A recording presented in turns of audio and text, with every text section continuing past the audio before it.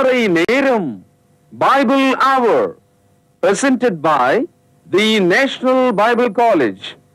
கிறிஸ்துவின் சபையார் உங்களை வாழ்த்துகிறார்கள். Welcome to Satellite Bible Classes. வணக்கம் வாலிப கண்மணிகளே, அன்பு தோழர்களே. தொடர்ந்து நீங்கள் கேட்டு வருகிற இந்த நற்செய்தி உங்களுக்குள் நல்லதொரு மாற்றத்தை உண்டாயிருக்கும் என்று நம்புகிறேன்.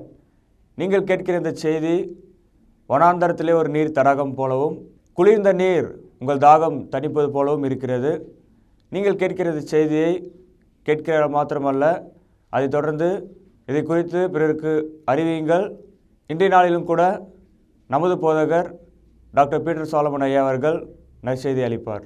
வணக்கம் இந்திய வேத மாணவர்களே, இந்தியன் பைபிள் ஸ்டூடெண்ட். உங்களை இந்த வகுப்புக்கு அழைக்கிறதுல மகிழ்ச்சி அடைகிறேன். நீங்களும் உங்கள் நண்பர்களும் உங்கள் பெற்றோரும் உங்கள் திருச்சபையும் வாழ வேண்டும், வளர வேண்டும், நீங்கள் சத்தியத்திலே நிலைத்திருக்க வேண்டும் என்று உங்களை ஆசீர்வதிக்கிறேன்.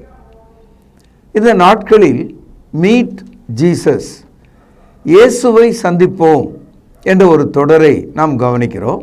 முதலாவது நாம் இயேசுவை அவர் பிறந்த நாளில் கந்தை துணியில் ஒரு சிறிய கொட்டகையில் நாம் கண்டோம். இரண்டாவதாக அவருக்கு பெயர் சூட்டி விருத்த சேதனம் செய்ததை நாம் படித்தோம். மூன்றாவதாக இயேசு கிறிஸ்து பழைய ஏற்பாட்டு முதல் 5 ஆகமங்கள், அதை எபிரேய மொழியில் தோரா என்று சொல்கிறார்கள். அவர் எருசலேம் நகரத்தில் உள்ள தேவாலயத்தில் ஒரு மாணவராக அங்கே சென்றதை நாம் பார்த்தோம். இன்றைக்கு இயேசு கிறிஸ்து 30 வயது அடைந்தவராக இருக்கும்போது அவரை நாம் சந்திக்க முயற்சிக்கலாம். Now Christ is about 30 years old. 30வது வயதில் அவர் என்ன செய்தார் என்று நாம் கவனிக்க வேண்டும். முதலாவது, ஞானஸ்தானம் பெறுவதற்கு புதிய ஏற்பாட்டில் வயது இருக்கிறதா ஏதாவது என்று கேட்டால், உங்களுக்கு நன்மை தீமை தெரிந்து பாவ பாரம் இருந்தால் நீங்கள் எந்த வயதிலும் ஞானஸ்தானம் எடுத்துக்கொள்ளலாம். ஏறக்குறைய ஒரு 12, 15 என்ற அளவில் நீங்கள் ஞானஸ்தானம் பெறலாம். ஆனால் இயேசு கிறிஸ்து 30வது வயதில் ஞானஸ்தானம் பெற்றார் என்ற ஒரு கருத்தை நாம் படிக்கிறோம். இதை லூக்கா எழுதிய சுவிசேஷம் 3வது அதிகாரம். அப்பொழுது இயேசு ஏறக்குறைய 30 வயது உள்ளவரானார். இயேசு கிறிஸ்துனுடைய 30வது வயதில் நாம் அவரை சந்திக்கிறோம். இயேசு கிறிஸ்து ஏன் தன்னை 30வது வயதில் ஞானஸ்தானம் பெறுவதற்கு வந்தார் என்று நீங்கள் யோசிக்கலாம். அப்போது நான் 30 வயசு வரைக்கும் காத்திருக்கணுமா இன்னும் ஒரு கேள்வியை கூட நீங்கள் கேட்கலாம். இல்லை, புதிய ஏற்பாட்டு ஞானஸ்தானத்தை எடுப்பதற்கு பாவம், நீதி, பாவ பாரம் இவைகளை உடைய எந்த ஒரு சின்ன பிள்ளையும் ஞானஸ்தானம் பெற்றுக்கொள்ளலாம். அதற்கான ஒரு வயது இதுதான் என்று குறிப்பிடப்படவில்லை.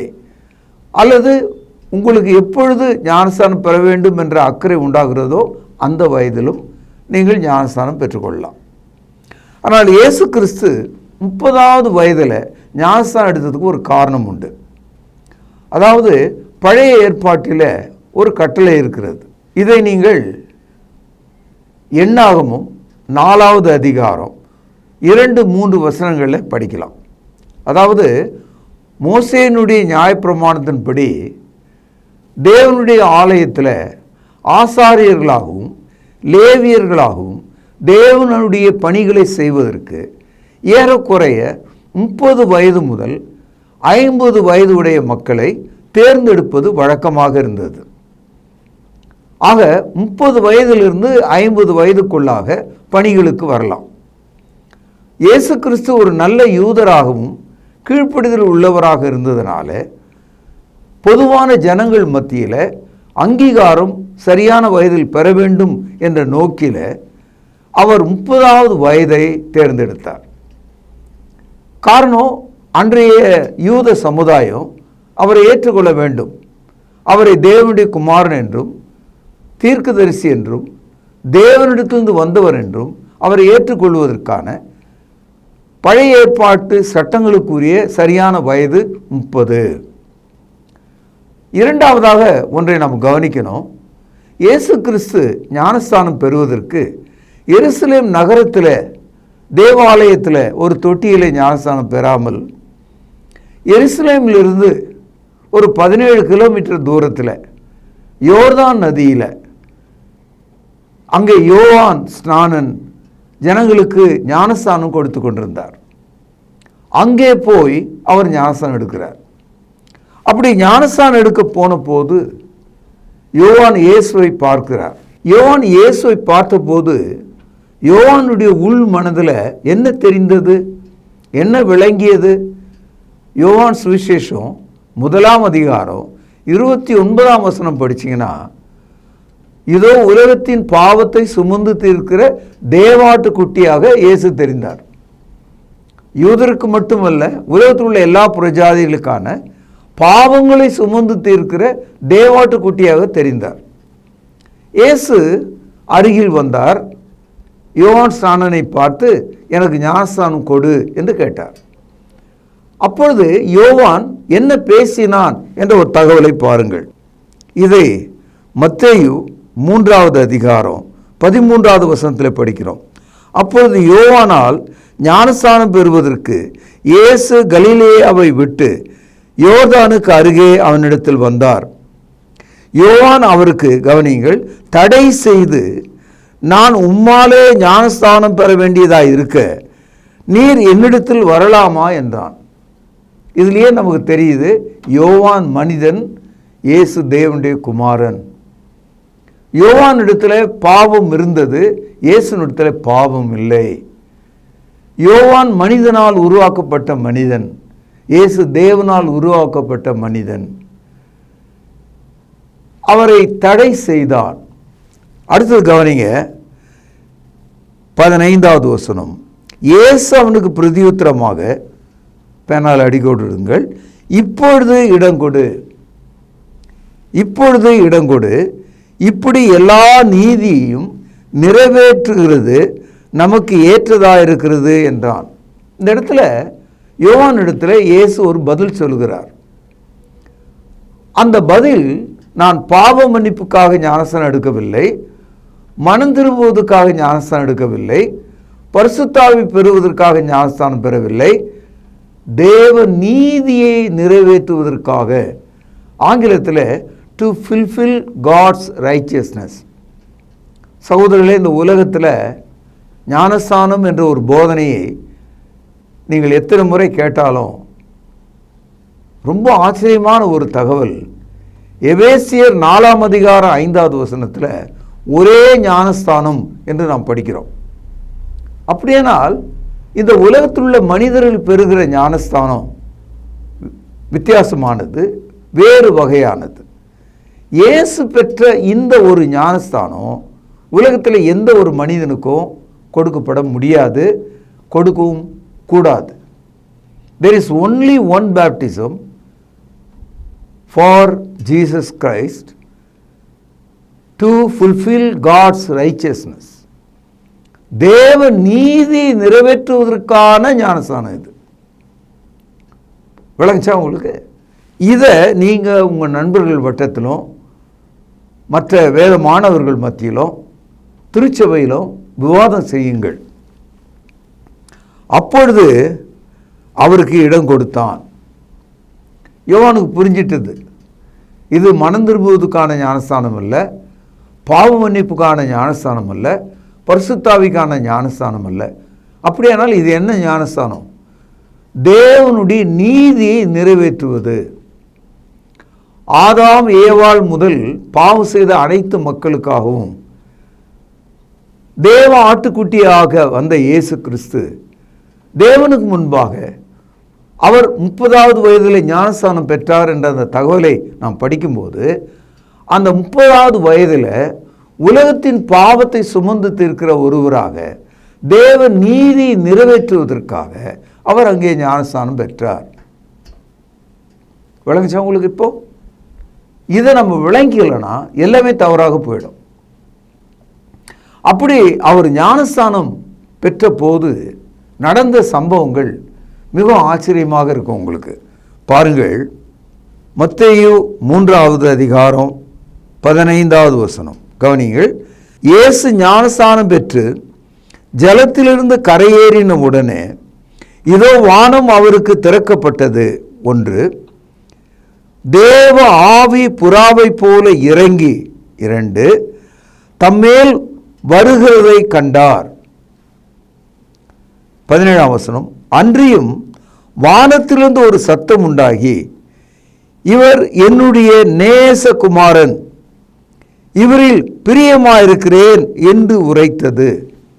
இதை நீங்கள் கவனிக்க வேண்டும். அதாவது இந்த சாட்சி, இந்த ஞானஸ்தானம் வித்தியாசமானது என்பதை நம்மால் புரிந்து கொள்ள முடிகிறது. 30வது வயதில் யோர்தான் நதியில் யோவான் ஸ்நானகனால இயேசு ஞானஸ்தானம் பெற்றார். ஞானஸ்தானம் கொடுத்த ஆள் பயப்படுறார். இதுக்கு நான் தகுதி இல்லைன்னு சொல்கிறார்.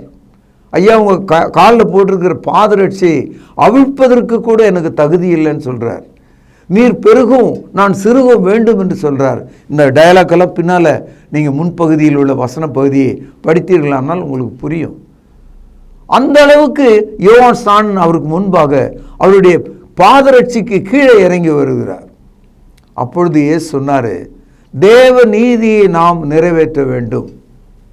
ஏனென்றால் யோவான் ஸ்நானனும் ஒரு தீர்க்கதரிசியாக அன்றைக்கு இருந்தார். ஆகவே இயேசு அவரிடத்தில் சொல்கிறார், நாம் தேவனுடைய நீதியை நிறைவேற்ற வேண்டும். இப்பொழுது இயேசு ஞானஸ்தானம் பெற்றாரே, அது நமக்கு ஒரு மாதிரியாக இருக்கிறது. எல்லா மனிதர்களும் ஞானஸ்தான கட்டளையின் கீழே வைக்கப்பட்டிருக்காங்க. புதிய ஏற்பாட்டினுடைய பிரதான கட்டளை, த கிரேட் கமாண்ட் என்று இதை தான் சொல்லுவாங்க.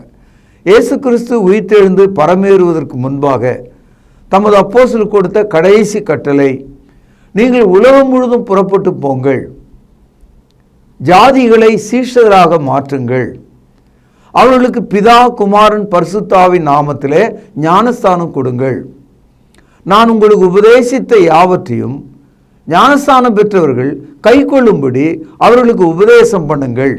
இந்த தகவலை மத்தேயு 28ஆம் அதிகாரம் 19-20 வசனங்களில் நாம் படிக்கிறோம். இப்படி அவர் சொன்ன பிறகு அந்த அப்போஸ்தலருடைய கண்களுக்கு முன்பாக அவர் பரமேறி சென்றார் என்று புதிய ஏற்பாடு முடிவு பெறுவதை நாம் பார்க்கிறோம். அப்படியானால் இயேசு கிறிஸ்துனுடைய கடைசி கட்டளையைத்தான் பிரதான கட்டளை என்று கிறிஸ்தவம் முழங்குகிறது. இந்த முழக்கத்தை, இந்த பெரிய கட்டளையை கிறிஸ்தவ மார்க்கம் பின்பற்றுகிறது. இந்த பெரிய முழக்கத்தை, இந்த மாபெரும் கட்டளையை கிறிஸ்தவ மதம் நிராகரித்து விட்டது. அது கத்தோலிக்கமானாலும் புராட்டஸ்டன்ட் ஆனாலும் பெந்தேகோஸ்தே சபைகளானாலும் அவர்கள் ஞானஸ்தானம் என்பது ஒரு ஒழுங்கு, தேவைப்பட்டால் எப்பொழுது வேண்டுமானாலும் சின்ன பிள்ளைகளுக்கும் கொடுக்கலாம், பிறந்த குழந்தைகளுக்கும் கொடுக்கலாம், இப்படியெல்லாம் அவர்கள் தங்களை மோசம் போக்கி கொண்டாங்க. இன்னை வரைக்கும் நிலைமை அதான். ஒரு சில சபைகளில் ஞானஸ்தானத்தை முழுகி எடுத்தாலும் நோக்கம் தவறாக இருக்கிறது. அவர்கள் இயேசு கிறிஸ்துனுடைய மரண அடக்கம் உயிர்த்தெழுதலில் பங்கு கொள்வதில்லை. அவர்கள் தண்ணீரில் முழுகி அந்த போதகர் சொன்னார் என்பதற்காக ஒரு அடையாளமாக அதை எடுத்துக்கொள்கிறாங்க. Immersing in the water, it is not full baptism. You must have the doctrine of faith that you are dying with Christ, buried with Christ, resurrected with Christ. That is the knowledge. When you put together in the baptism, you become a Christian. ஞானஸ்தானம் பெறும்போது நான் கிறிஸ்துவுடன் மரிக்கிறேன், கிறிஸ்துவுடனே அடக்கம் பண்ணப்படுகிறேன், கிறிஸ்துவுடனே உயிர்த்தெழுந்திருக்கிறேன் என்ற இந்த அறிவு இல்லாமல், இந்த விசுவாசம் இல்லாமல் ஒரு தண்ணிக்குள்ளே நீங்கள் குளித்து எழும்புவீர்களானால், முழுகி எழும்புவீர்களானால், அது காக்காய் தண்ணீரில் இறங்கி குளிப்பது போன்ற, காக்கா குளிப்புன்னு சொல்லுவாங்க. காக்கா கூட தண்ணியில் முழுகுது, காகங்கள், அது போல் ஆகிடும். You are just wet your self, தண்ணீரில் நனைத்து கொள்கிறீர்கள். அது உங்கள் ஆத்துமாவிலே ஏற்பட வேண்டியது ஞானஸ்தானம். இப்பொழுது ஒரு ஆச்சரியமான தகவல் என்னென்னா, ஞானஸ்தானம் பெற்று அவர் தண்ணீரிலிருந்து வெளியே வரும்போது வானம் திறந்தது. அதை கீழிருந்த மக்கள் பார்க்கிறாங்க. அது எப்படி நமக்கு தெரியல. அது ஒரு மிரக்கல். இயேசு கிறிஸ்து பிறந்த போது வானம் திறந்து தேவதூதர்கள் வெளியே வந்தார்கள் என்ற தகவலை நாம் படிக்கிறோம். இதோ உங்களுக்கான சந்தோஷமான நற்செய்தி என்று தேவதூதர்கள் சொன்னாங்க. இங்கே வானம் திறந்தது மட்டுமல்ல, பரிசுத்த ஆவியானவர் இயேசு கிறிஸ்துவின் மீது இறங்கி வந்தார். இப்போ ஆவி இறங்கி வந்தார்னா அதை கண்ணால் நம்மால் பார்க்க முடியாது. ஆகவே தேவன் அதை ஒரு காட்சி பொருளாக, ஒரு பரிசுத்தமான சுத்தமான பறவை புறா, அது பழைய ஏற்பாட்டு கால பலிப்பொருளாகவும் இருந்தது. ஆகவே புறாவை போல, இந்த போல என்ற வார்த்தை ஆங்கிலத்தில் லைக் எ டவ், பரிசுத்தாவியான ஒரு புறா கிடையாது. உங்களுக்கும் எனக்கும் ஆவியானவர் எப்படி இறங்கி வந்தார் என்ற தகவலை புறாவை போல என்று சொல்கிறார். இன்னைக்கு சபைகளில் பாட்டு பாடுறவங்க புறாவை போல இறங்கி வாருங்கள், பரிசுத்த ஆவியாகிய புறாவானவரே என்றெல்லாம் கிறிஸ்தவத்தில் உள்ள இந்த மூன்றாவது பிரிவு மக்கள் ஓயாமல் பாடி அவமானப்படுவதை நீங்கள் பார்க்கலாம். இயேசு கிறிஸ்து பரிசுத்த ஆவியினால் நிரப்பப்பட்டவராயிருந்தார். அது மட்டுமல்ல, இவர் என்னுடைய நேசகுமாரன், இவரில் பிரியமாயிருக்கிறேன். மற்ற சுவிசேஷகர்கள் இதை எழுதும்போது இவருக்கு செவி கொடுங்கள் என்ற ஒரு தகவலையும் நமக்கு சொல்றாங்க. Hear unto him. தேவன் சொல்கிறார், இவருக்கு செவி கொடுங்கள். இந்த ஞானஸ்தானத்தை சற்று விரிவாக நம்ம கவனிக்கணும்.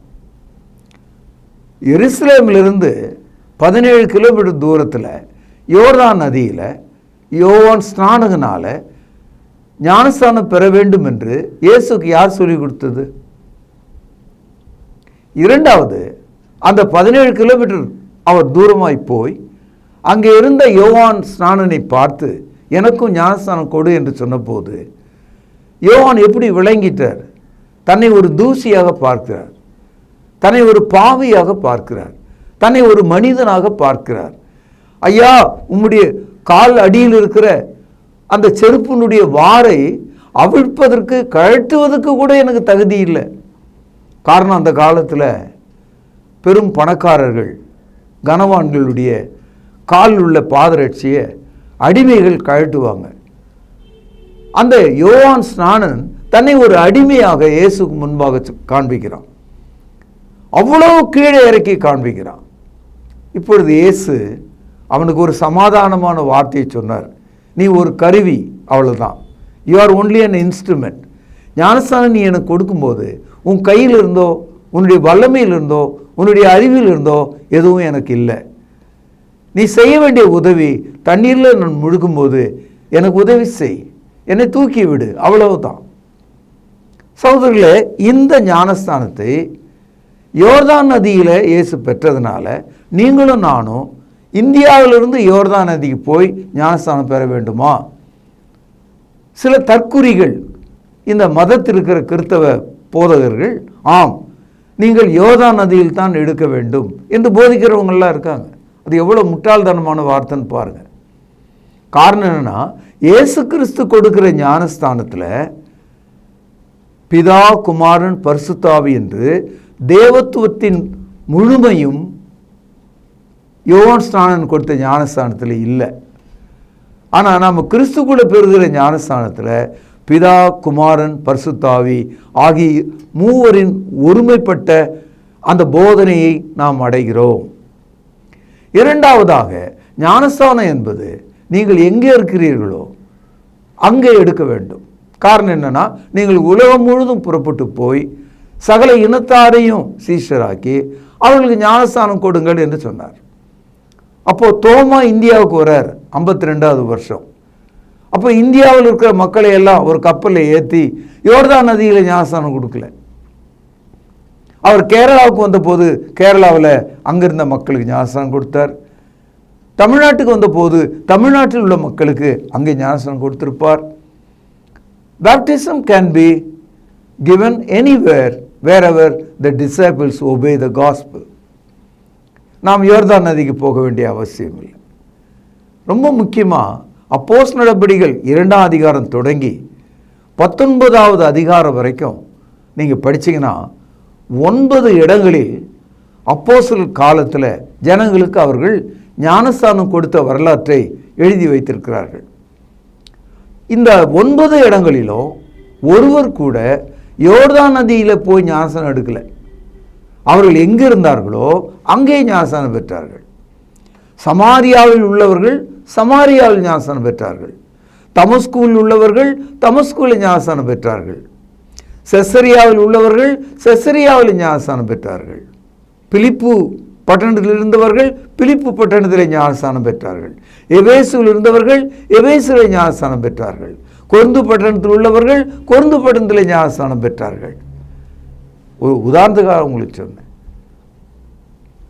During the lifetime of apostles, wherever they are, they baptize people in their native region in the water. இதையும் நீங்கள் மனதில் ஆழமாக பதித்து கொள்ள வேண்டும். இயேசு கிறிஸ்து எடுத்த அந்த ஞானஸ்தானத்தை உலகத்தில் வேற யாராவது எடுக்க முடியுமா? எடுக்கலாமா? இந்த கேள்வி உங்கள் மனசில் இருக்கும். எப்போதும் இந்த மத தலைவர்கள், கிறிஸ்தவ மதத்தில் உள்ள தலைவர்கள் தங்களை ஒரு ராஜாவை போலவும் அறிவாளிகளாகவும் தனக்கு நிகராக யாரும் இல்லை என்பதைப் போலவும் அவர்கள் மூளை செலவை செய்கிற அந்த சபை மக்களை ஏமாற்றுவதற்காகவும் ஏதாவது ஒன்று ஸ்பெஷலாக செய்வாங்க. ஒரு ஆள் இருக்காரு, அவர் என்ன சொல்கிறாரு, ஞானஸ்தானம் பெறும்போது புறாவை போலவே பரிசுத்தாவி இறங்கி என்னுடைய தலைக்குள்ளே வந்ததை படம் எடுத்து வைத்திருக்கிறேன் என்று சொல்லுகிறார். உங்களுக்கு சிரிப்பாக இருக்கும்.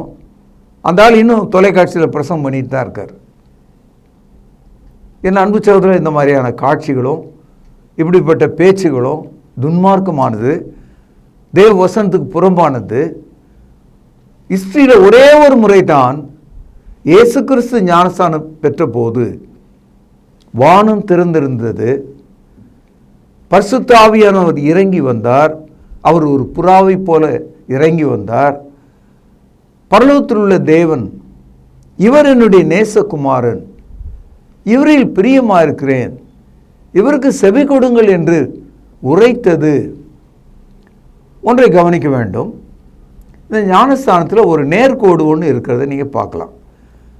மேலே பிதா இருக்கிறார், நடுவில் பரிசுத்த ஆவியானவர் இருக்கிறார், தண்ணீரில் இயேசு கிறிஸ்து இருக்கிறார். இந்த காட்சி உங்களுக்கு தெரியுதுங்களா? Father is above, spirit is coming like a dove, Christ is in the water. There is a straight line, ஒரு நேர்கோடு அங்கே காண்பிக்கப்படுவதை நீங்கள் பார்க்கலாம். அதனால தான் இயேசு கிறிஸ்து அந்த கட்டளையை கொடுக்கும்போது பிதா, குமாரன், பரிசுத்த ஆவியில் அவர்களுக்கு ஞானஸ்தானம் கொடுங்க அப்படின்னு சொன்னார். இன்றைக்கி கிறிஸ்தவ மதத்தில் பல பிரிவுகள் இருக்குது. அதில் ஒன்று பிதா மட்டுமே, ஃபாதர் ஒன்லி. இன்னொரு பிரிவினர் கிரைஸ்ட் ஒன்லி, கிறிஸ்து மட்டுமே. இன்னொரு மோசகரமான ஒரு பிரிவு ஹோலி ஸ்பிரிட் ஒன்லி, பரிசுத்த ஆவி மட்டுமே.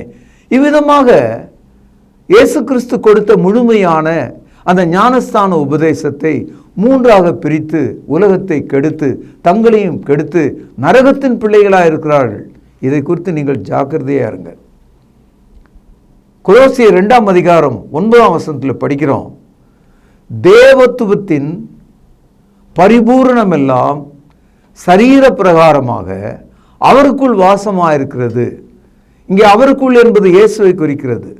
தேவத்துவம் என்று சொன்னால் தேவனுடைய தன்மை, பிதா, குமாரன், பரிசுத்த ஆவி, பிதா, குமாரன், பரிசுத்த ஆவி.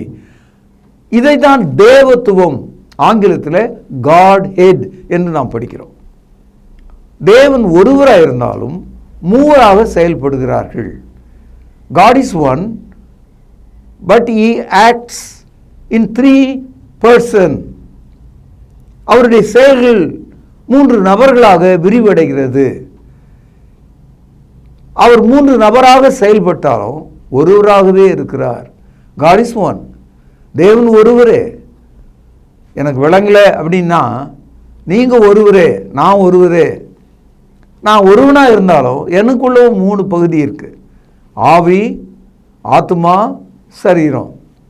ஆவி, ஆத்மா, சரீரமாக நான் இருந்தாலும் ஒரே ஆள் தான். இதில் எனக்கு எந்த கன்ஃபியூஷனும் இல்லை, எந்த ஒரு குறையும் இல்லை. இதை நீங்களும் நம்பணும். அப்படி நம்பினா தான் நீங்கள் கிறிஸ்தவர்களாக இருக்க முடியும்.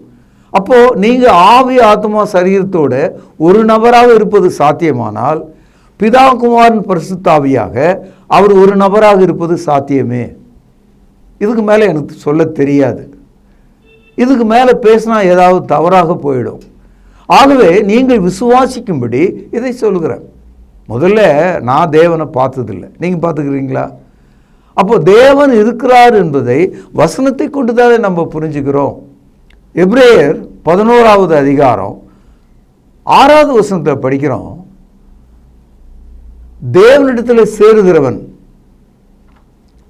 those who are coming to God, going to God, தேவனிடத்தில் சேருகிறவன் அவர் உண்டு என்றும் அவர் தம்மை தேடுகிறவர்களுக்கு பலன் அளிக்கிறவர் என்றும் விசுவாசிக்க வேண்டும். விசுவாசம் இல்லாமல் தேவனுக்கு நாம் பிரியமாக இருக்க முடியாது. We know God by faith only. We never seen God. ஆகவே தேவனை நாம் விசுவாசத்தினாலே ஒப்புக்கொண்டிருக்கிறோம். அப்படி தேவனை நாம் விசுவாசத்திலே ஒப்புக்கொள்ளும் போது தேவன் தகப்பனாகவும் ஆவியாகவும் மகனாகவும் செயல்படுகிறார்கள் என்பதை நாம் ஒப்புக்கொள்ள வேண்டும். அதனால்தான் பிதா, குமாரன், பரிசுத்தாவின் நாமத்திலே என்று நாம் சொல்கிறோம். என் அன்பு சகோதரர்களே, இந்த குழப்பம் கிறிஸ்தவ மார்க்கத்தில் புறையோடி போயிருக்கு, நாற்றம் அடிக்கிறதாக இருக்கிறது. கொஞ்சம் விசாரணை பண்ணிங்கன்னா உங்கள் சுற்றி இருக்கிற சபைகளில் வந்து போகிற போதர்கிட்ட நீங்கள் மிகவும் அசந்து போயிடுவீங்க, பயந்து போவீங்க.